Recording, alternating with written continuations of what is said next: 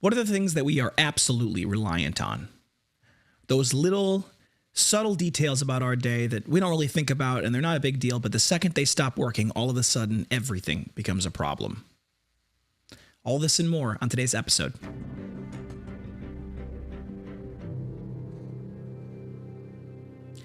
And welcome back to the Murdy Creative Co podcast. I'm your host, Colin Murdy, and today's topic is Reliance.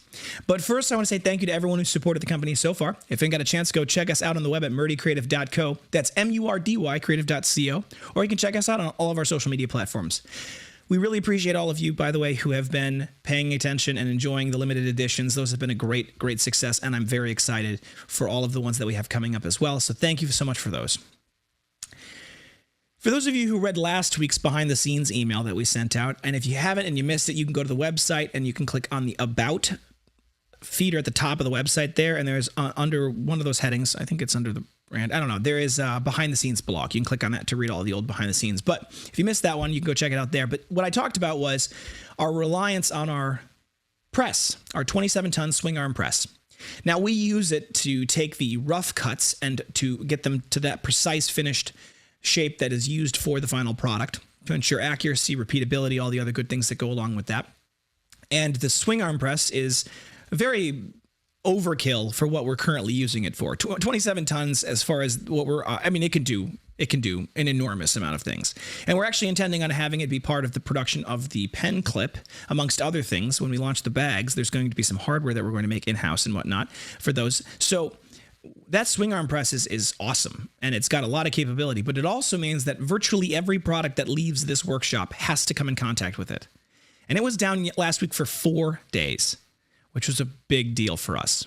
Now, this particular year, we've been more successful at keeping inventory on the shelf, a little bit. We have always had this kind of back and forth about, do we keep everything in raw format as much as possible, or do we make a little bit of things that we know are big sellers so that we can keep on top of things? And recently what we've been doing, and this is a big part of why Christmas was so successful, was we keep a small amount of inventory of everything on the shelf.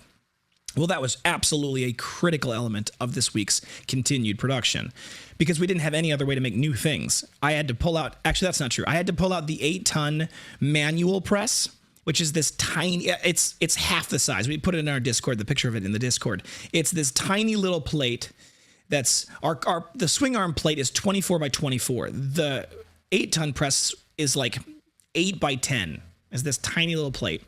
And it's a manual press, which means I have to pull the enormous lever down and press it all the way to the ground to get it to press things out of our shapes, right? It's very difficult. And we only used it in the workshop for about 6 months before we're like, we gotta do something different. And in fact, the need for a bigger, more powerful press was actually the main driver of why we left our old workshop, because we didn't have the power we needed to have a press like this at the old shop. So this is a really critical piece of equipment, and we are utterly reliant upon it.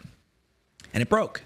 Now, I had a great conversation with the support team, the team of the manufacturers, and they helped me get kind of troubleshoot different ideas and what could possibly be wrong with it. And in the end, they sent me parts, and they were delayed, and they finally showed up, and I installed them, and it wasn't that. And that was a pretty big deal for after 4 days for it to not be the right ones. And obviously, it's not the manufacturer's fault. They don't know what's wrong with it either. They're just sending parts based off of what I tell them that they think are the likely potential causes. And of course, whenever you install parts yourself, there's always that little part of you that goes, did I install it wrong? But what I ended up taking the handles of the press apart, because the way it works, it has 2 handles that you have to have your hands on both of the handles, and you have to press the buttons at the exact same time for the head to go down, which is a safety function, right? This 27-ton press could crush it could liquefy your hand in an instant with it wouldn't slow down at all, right? So they have to come up with safety mechanisms to make sure that you don't have a hand underneath it when you hit it, right? So the only way this machine goes is if you have both hands on the handle and you press the buttons at the exact same time. And you have to be pretty much exactly at the same time for it to work. So I ended up taking apart one of the handles, and I really dove into they have separate switching modules in them, right? So the handle is a part, and then there's a module that's the switch underneath it. Well, when I had originally done the continuity tests in the switch didn't have any problems. I ended up actually taking the switch all the way apart to its most basic components, and I found a small broken wire in it. And I realized that because of the way the continuity is set up with the switch, it wouldn't have been able to detect that, because what I was checking for, what it does is it's always on. The switch is always on, except for when you press the button, it breaks that connection. Except the part that would break that connection was what was broken. So when you tested the continuity, it was good because it was always on. And it was, so anyway, moral of the story is I overnighted a new switch. I just got it installed. It's operational. We're in good shape. Everything's rocking and rolling, and I'm very excited about it. But it revealed a deeper issue for the company, which is our reliance upon that one machine, right? And this percolates into every aspect of our life, both individually and as businesses, right? Think about for a moment if your phone stopped working in a way that was just stopped it altogether and just didn't work, or your car stopped working. I was thinking about this partially because I was watching Zero Day on Netflix, and I'm not actually recommending the show. It's okay. The writing is, the plot holes are pretty noticeable. Like, I'm not spoiling anything. This is the premise of the show, and you get this within 5 minutes of watching the first episode. But some group shuts down an enormous amount of infrastructure, and all of a sudden everybody's phones stop working all at once, and it says this will happen again, and then they all come back, right? And it's all about the chaos that will ensue after that. So I'm not giving away too much here. But one of the plot holes is that while they're showing on the news after this event happens, they're showing footage that was taken while this happened, right? Somebody's on their phone on the subway filming something, and the phone keeps working, video recording the whole time. And the whole point is everybody's phone shut off. So you have to watch it with a grain of salt. There is one thing in the show I really do like, though, which is that the person who is playing the main character has a journal, and he has kept journals his entire career, and he's got walls of journals in his office. And unfortunately, they're all moleskin, which, to be honest, fits in our product. But I just couldn't help but watch that going, man, this show would be so much better if they were using our product. That would look so much more professional than moleskins. But anyway, I digress. So it was funny that I was having this press problem, and this show is the one that had kind of come up on my thing to watch, and I was thinking about how reliant we become on our little things in our life, right? This is a huge thing they advise us in business school to avoid, right? Big customers are great. They are, in many ways, the foundational part of a lot of companies. But at the same time, if a single customer has more than 20% of this, represents more than 20% of the sales of your business, you have a huge problem on your hands. Because if that one customer decides that they're going to switch or becomes very demanding, it can become a huge problem for your business because you are so reliant upon them. Now, I have a good business owner friend. I would call him a good friend, who is very much in the same line of work I am, manufacturing. And he's a great business leader, has great setup, has a brilliant business that he's set up and built. And he was telling me about how they got this awesome contract. That was this enormous contract. I mean, I'm talking, they could do an entire second shift just to fulfill this one contract. That's how big it is. And it's exciting, right? As a business owner, that kind of thing is huge, because for so many of us, the biggest anxiety that many small business owners have, even big business owners have, is sales. The beast that feeds the beast of a machine that we have that makes product here, this incredible manufacturing operation. It needs to be fed sales constantly. Otherwise, it falls apart, right? We have to continue to get sales in the door. So every business, to some extent, is at the mercy of the market, and we have to deal with that fact. Now, we're pretty well diversified, and most of our business, the vast majority, probably over 90% of our business is done one-off individual direct-to-consumer. And that's great, because it means that we have a very diversified, we're not reliant on any one customer, sales product or sales process. But the problem is that also means that we have to constantly be hunting for new customers. This gentleman, his business model is a little different. He's not constantly hunting for customers. His is almost all B2B, and he has a lot of big clients that he works with. But this particular client is just the whale of the operation. It produces an enormous amount of sales for their company. And one of the things that I was just thinking about when he was telling me about this was how that sale, that enormous sale, is such a blessing and also a huge curse in its own way. It's a blessing and a curse because it is great sales. You can reliably invest in your own business knowing you have the sales to support whatever you're investing in, right? New equipment, a second shift, bigger buildings, so on and so forth. You know you've got the sales to support it.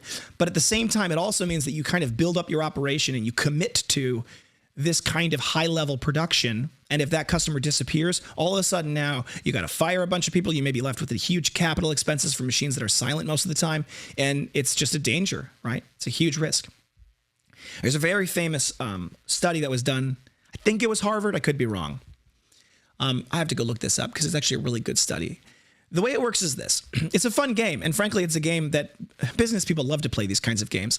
It's a great game because it's something that actually works really pretty well in real life. You set up a card table, like a classic 4x8 or 2x8 card table. And it's, I think it's 4 people. I could be wrong, but I think it's 4 people. There are 4 people sitting next to each other. Person 1 represents a bar or a restaurant, right? A seller of alcohol, individual bottles of alcohol. And they pull a card, and that tells them what the demand is for their alcohol. They have to decide, because this person 1, how much inventory they're going to carry, right? So when they pull that card, it tells them the number of sales they're going to get, the demand, and how much money they make. And so they have a certain amount of money that they have, and they carry a certain amount of inventory. And that demand that they pull that card is what they get, right? That represents the sales they got. They have to place an order upstream. That order is with a distributor. That distributor buys large orders from their supplier, and they're a bulk breaker, as it were. Person number 3 is the bottler and the brewery. They're the ones that make the alcohol and they put it in the bottles and they bind them up in big cases and they sell them. And then the 4th person is the grower, right? Is the harvester of the wheat, the barley, whatever goes into the actual alcohol. And it doesn't really matter. It could be grapes, could be wine. It doesn't really matter for the purpose of this particular story. And the way the game goes is this. The game starts out and your sales are relatively consistent. They have ups and downs, but they're relatively consistent within a specific standard deviation. And then, randomly after a certain point, a card gets pulled with an enormous amount of sales, a huge boom. And it almost is always designed so that unless you have a pretty large stock in your bar at step 1, you're almost always immediately sold out. Right? That's kind of the point of the exercise, actually. Now, what happens next is really interesting. Almost always, virtually every time this game is played, and you guys know the game now, so it kind of ruins it, but for those who don't know what the game is, think about yourself if you didn't know what this game was. The way they play it then is they go and immediately buy a lot more supply from their distributor, who then buys a lot more supply from their bottler, who buys a lot more supply from the farmer, right? And so because all of a sudden this enormous sale works its way back up the supply chain, every business at every step all of a sudden begins to carry significantly more inventory. But here's the twist. It never happens again. That enormous bunch of spike of sales never comes again. The rest of the game, it's the same. It's about the same as it was before the card happened, right? The businesses that are successful, when you play the game out, and you do this over and over, the businesses that are the most successful are the ones that ignore the spike. They're the ones that say, these sales were a fluke. We cannot expect them. We cannot rely on them. And we can't really change the way that we run our business because it's not likely that they were real. Something happened. And I often think about this when I watch videos, like Instagram Reels, and I see that there is a content creator who happens to have a viral video, a small business content creator, because those are a lot of the people that I see on my feed, a small business content creator, and they're making refrigerator magnets or something, right? Custom keychain holders or something. And they have a video that they make, and it's them packing product or them doing something fun. Like it's classic small business content. And then all of a sudden I looked at the content and all of a sudden they've got millions of views on that piece of content, right? And I just think about what it would be like to be in that person's shoes. Because the temptation would be to say, this is our new baseline. And they build up their operation and become reliant upon those high sales to sustain it. When in reality, the idea that you actually can create viral content more than once in a blue moon is Laughable at best. If anybody says they have a hack to always go viral, they're lying. They're trying to sell you something. So I think about that. I think about those people, and I think about that in my own business, right? And so one of the things that we have to think about is we have to expect and we have to realize that when we become reliant upon sales, when we become too reliant, I should say, we're always reliant on sales. When we become too reliant on a big customer or a random viral video producing an enormous boom in sales, which, by the way, is actually precisely the same and also worse than a big customer, because with a big customer, you can negotiate changing things with them. With a boost made by viral content going viral, you can't negotiate with those people, right? You just have to deal with the fact that all of a sudden you have this enormous backlog. If you become too reliant on those, if you become too reliant on any individual machine, you've created a specific machine that every product you make has to touch, and you have only one of them, and you don't have any backup, right? If you become too reliant on a specific marketing channel, Facebook changed their marketing not that long ago, and we saw a pretty serious dip. That was actually last year. But the point being is, if you're too reliant on any individual market, being too reliant on any one aspect of your business or in your life becomes very dangerous. And the classic example of being too reliant on something that you can see is jobs. How many of you, if you lost your job today, would be wildly in trouble, right? People think they have job security. And frankly, that's probably for the best, right? It's probably good for us psychologically to assume that every day we go into work, we will have another job. We will have that same job the next day, right? If we lived every day in the perpetual fear that we would lose our job, that would be pretty negative for our overall life, right? That would have a downside that would be very difficult to overcome. On the other side, if you become too complacent and you become the kind of person that says, well, I can't lose my job, right? I'm always going to have my job.